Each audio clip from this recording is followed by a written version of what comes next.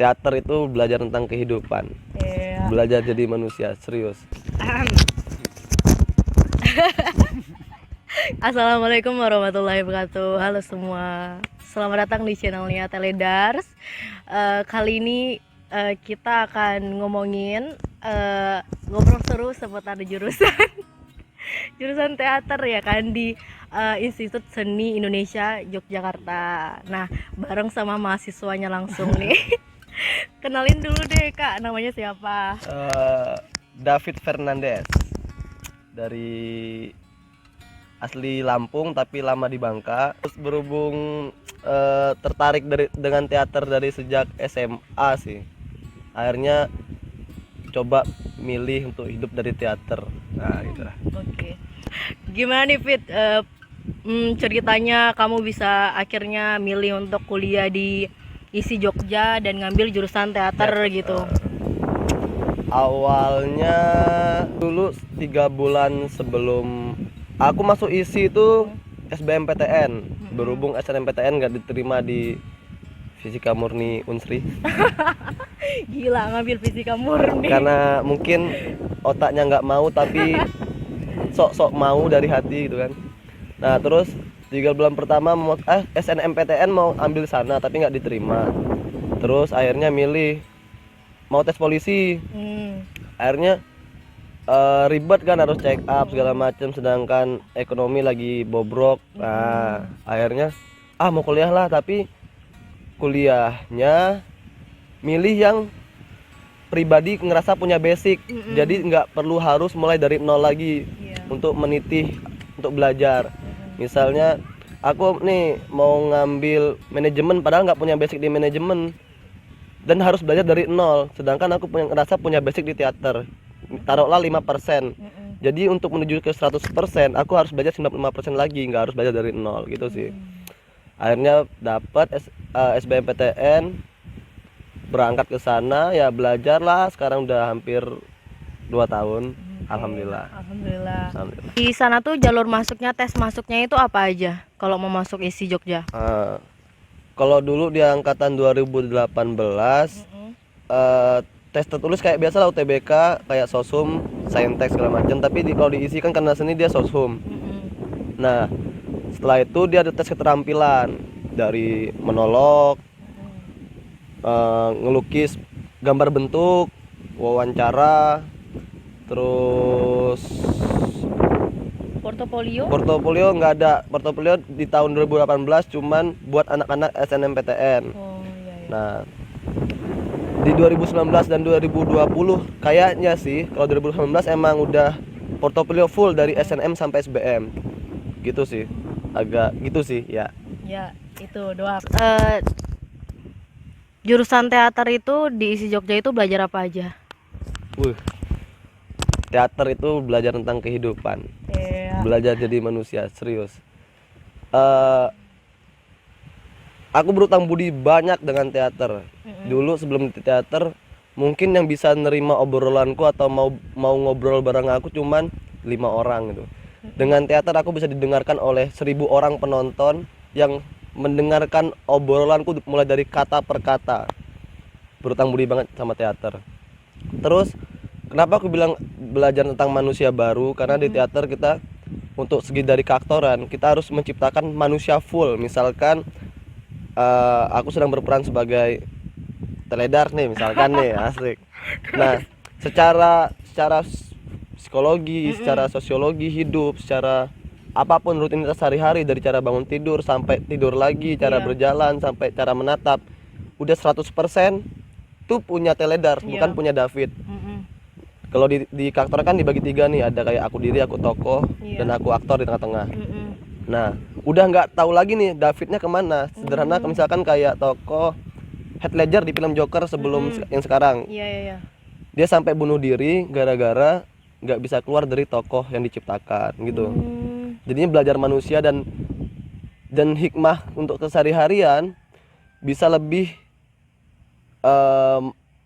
tahu sudut pandang orang lain, tahu cara bersikap, tahu cara sedang bicara dengan siapa, kurang lebih seperti itulah. Lebih ke memanusiakan manusia ya kan? Ya, hakikatnya gitu.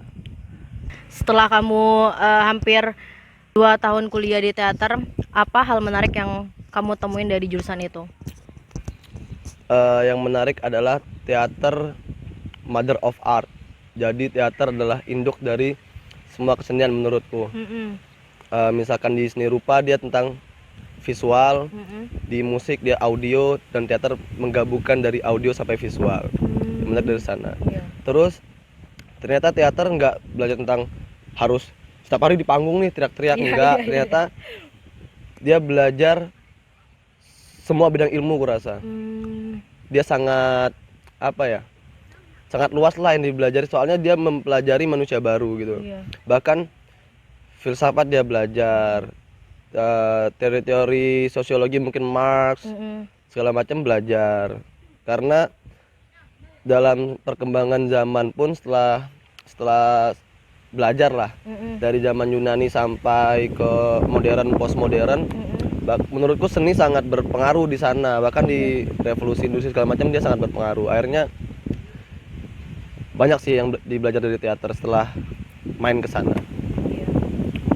Nah terus untuk kan aku pernah nonton nih video yang anak-anak isi Jogja itu, katanya ospeknya tuh paling keren lah. Gimana tuh? Wow, kalau ospek sih secara formal dia mungkin sama kampus-kampus kampus lain. lain, tapi Yang bikin bedanya apa yang nih? bikin beda selama setahun pertama, mahasiswa baru itu dia melakukan proses seangkatan. Mm-mm. Sebenarnya yang dibentuk adalah mindset bahwa kamu harus sadar bahwa kamu sudah menjadi mahasiswa loh. Hilangkan coba mindset siswa yang sudah 12 tahun. Apa ya, misalnya 12 tahun dilakukan loh. Ya dijalani Jadi kan? mendobrak mindset lama. Akhirnya kamu harus sadar bahwa kamu mahasiswa. Akhirnya setahun pertama ya bedah buku, diskusi bareng, bikin karya bareng seangkatan gitu. Gitulah paling. Dan ya kalau pulang pagi ya biasa sih. Nah kan banyak orang yang bilang katanya kalau kalian pengen kuliahnya santuy itu tuh masuk jurusan seni aja nih. Nah bener kan? Bener nggak tuh? Waduh, banyak sih yang bilang kalau mau enak kuliah seni aja. Sebenarnya mungkin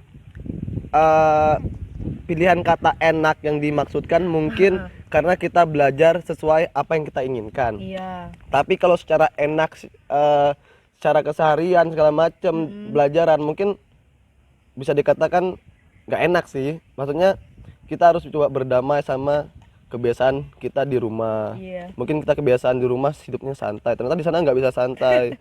Kita dipaksa harus, bukan dipaksa sih, mau nggak mau karena emang butuh, kita harus belajar banyak gitu loh. Saya aku di kampung halamanku nggak pernah loh dibentak ya. Di sana cobalah kita mendengarkan, mungkin pernah dibentak segala macam, istilahnya melebur jadi mencoba menjadi mahasiswa yang bukan siswa. Iya. Maha sih. Maha. Maha. Maksudnya untuk orang-orang yang sering bilang kalau misalkan anak seni itu ya kuliahnya santuy, lulusnya cepet, belajarnya nggak ribet, nggak kayak anak-anak yang banyak prakteknya gitu. Pertama dari yang kuliahnya santai ya. Iya. Mungkin santai dalam artian tadi lah aku bilang bahwa mungkin karena kita menjalaninya sesuai dengan basic. Iya. Terus emang kita nggak Nggak merasa seformal terbebani. gitu, nggak terbebani, belajarnya enak. Terus kuliah ya santai lah, kaosan, celana Iya. pendek, ya, biasa-biasa aja lah. Tergantung dosen sih di mana-mana. Terus tadi apa lagi selain santai? Belajarnya santuy, terus lulusnya cepet. Dulu saya cepat nih.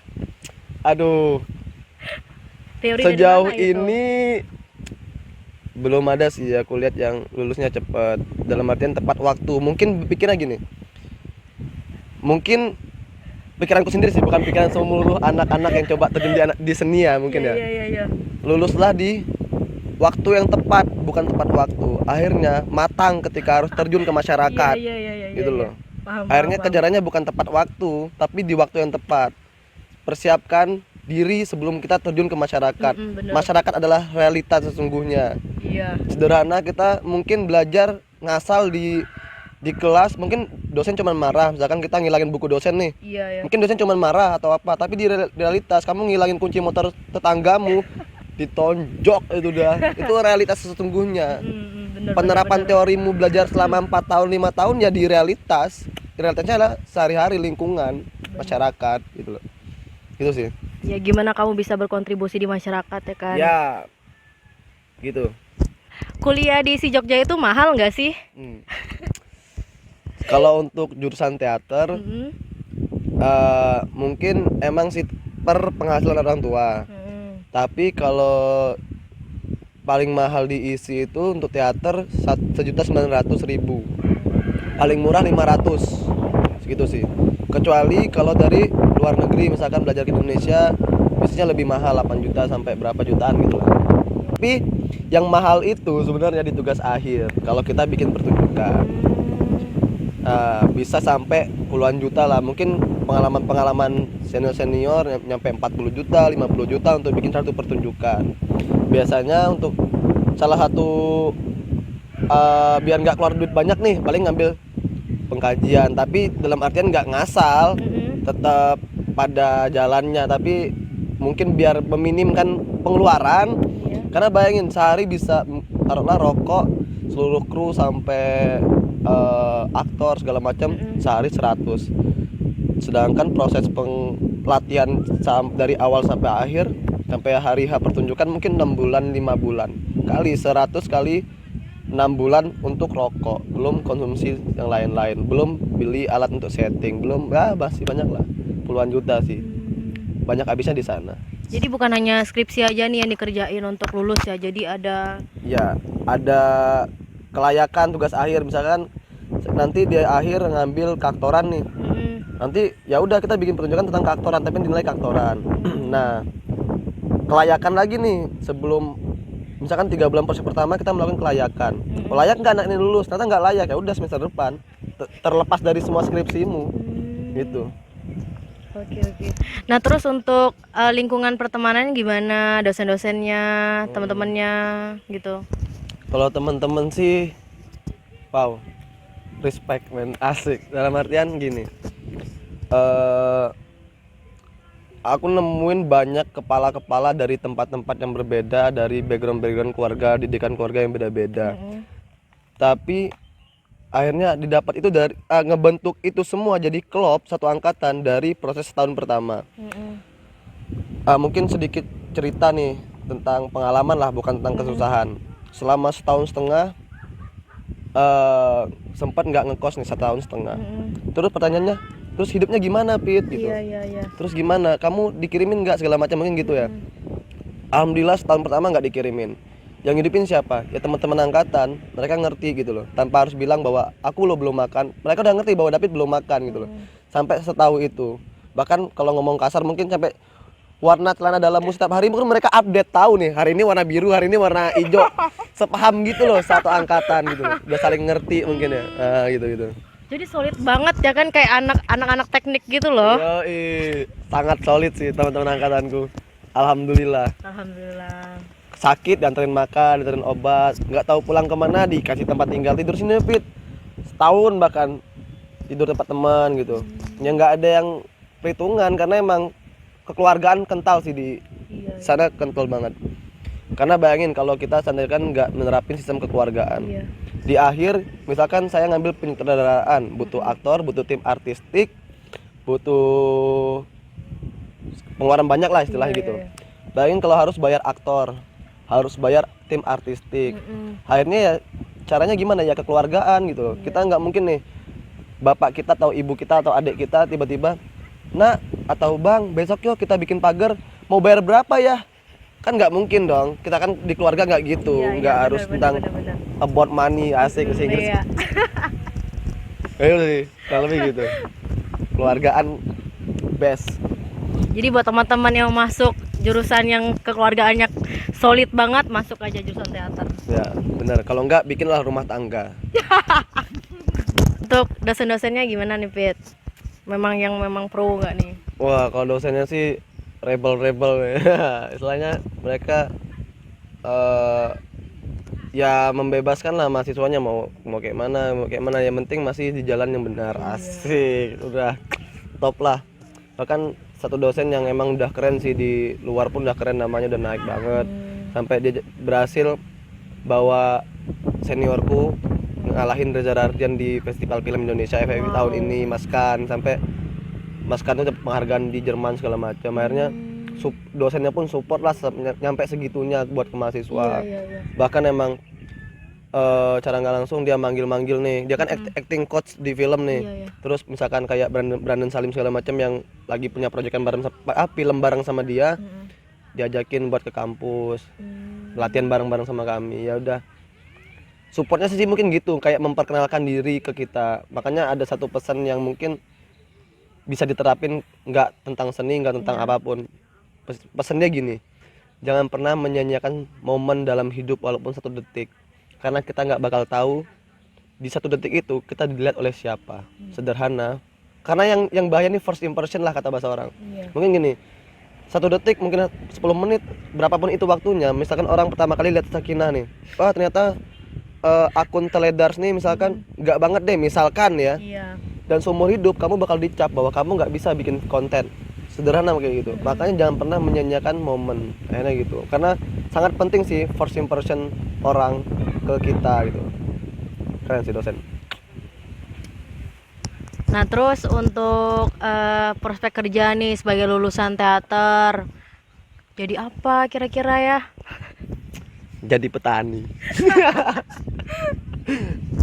Sejauh ini belum kepikiran sih mau kemana, tapi insya Allah mau ke industri film lah mungkin nih. Kalau ada rezeki ke industri film, entah akan bikin sanggar pertunjukan entah apa, tapi sejauh ini masih mau berusaha dulu masuk industri ke film sih gitu. Masalah prospek kerja, kalau masalah guru mungkin belum, soalnya isi kan seni murni nih. Untuk jadi guru kan mungkin butuh apalah verifikasi atau apa untuk pendidikan segala macam.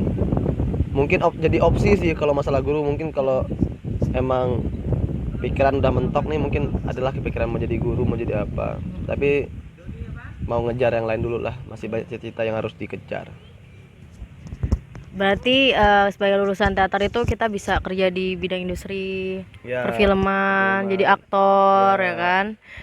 Bahkan sebenarnya sederhana lah, sales itu dia sedang melakukan proses keaktoran. Bagaimana caranya kita meyakinkan orang lain, itu loh. Bener. Sederhana kan, kita bisa belajar dari ilmu teater, bahkan teater pun bisa belajar dari ilmu keseharian gitu. Gimana caranya meyakinkan orang lain segala macam. Orang-orang marketing segala macam kan tanpa disadari mungkin sedang belajar tentang ilmu teater. Terus nih ya, kamu nextnya mau ngapain nih setelah S1 ya kan? Entah kamu pengen lanjut S2 lagi kah, atau kamu mau bikin usaha, atau kamu kan lagi pandemi nih kan ya, atau kamu pengen nikah gitu. Mumpung gratis, mumpung murah kan nikah kan, nggak perlu resepsi kan, enggak sih. Tapi gini, aku tertarik karena walaupun bukan asli Bangka, bodo amat lah. Soalnya aku udah bakal hidup di Bangka nih, saya besar-besar di Bangka. Aku pengen, insya Allah, karena ini kan kayak kita menghayal lah gitu kan. Karena belum tentu juga bakal terwujud atau gimana. Pengen mengkaji budaya Bangka sih, kayak dulu muluk lah, mungkin pertunjukan yang nantinya coba dieksplor keluar. Mungkin kalau ada rezeki ngambil S2, entah ngambil beasiswa ke luar negeri sekaligus gitu kan menghayal nih. Karena punya temen, dia bawa Dambus Bangka, dia nyampe S2 diisi tentang pengkajian Dambus. Akhirnya dia bisa memperkenalkan Dambus sampai ke Thailand gitu loh. Bahkan sampai Kalimantan itu jadi mata kuliah di Australia, bayangin. Orang jauh-jauh dari luar negeri ke Indonesia buat belajar budaya. Alangkah sayangnya orang-orang yang internal di Indonesia nggak sayang atau nggak sadar tentang budayanya sendiri, bahwa itu mahal loh, itu aset loh. Orang dunia sedang mencari loh data-datanya loh gitu loh. Ya gitulah sih mungkin cita-cita sederhana. Amin. Amin. Jadi plannya cuma pengen belajar terus dan berkontribusi ya kan. Satu sih, pengennya terus berpikir lah biar nggak stres gitu. Mikir apapun itu, mau mikir ayam kenapa jalannya pelan, nah, apa yang penting mikir lah biar nggak stres, biar nggak gila. Ngerasa apa nyaman gak misalkan punya pekerjaan ini di kantoran kayak dari jam 8 sampai jam 4 gitu. Mungkin untuk anak seni nggak cocok kali ya. Kurang lebih, kalau nggak tahu sih mungkin orang gimana, tapi kalau aku pribadi kurang Setuju sih. tertarik karena susah. Kalau kayak kami ini kan butuh ruang-ruang kreatif, ruang kreasi. Iya. Kalau bahasa bercandaan sama teman-teman sama Pak Guru sih, orang-orang kayak guru itu kan seniman plat merah gitu kan, jadi ruang-ruang kreatifnya mulai terbatas karena ada yang lain. Kecuali emang realitas memaksa saya, David itu harus kerja di sini karena anakmu butuh susu, anakmu nangis, kan realitas sudah maksa nih, walaupun pikiran kita udah nggak mau, tapi ini loh realitasmu maksa bahwa kamu harus kerja di sini, Pit, mau nggak mau gitu loh. Ya mungkin kepikiran tapi nggak tahu kapan.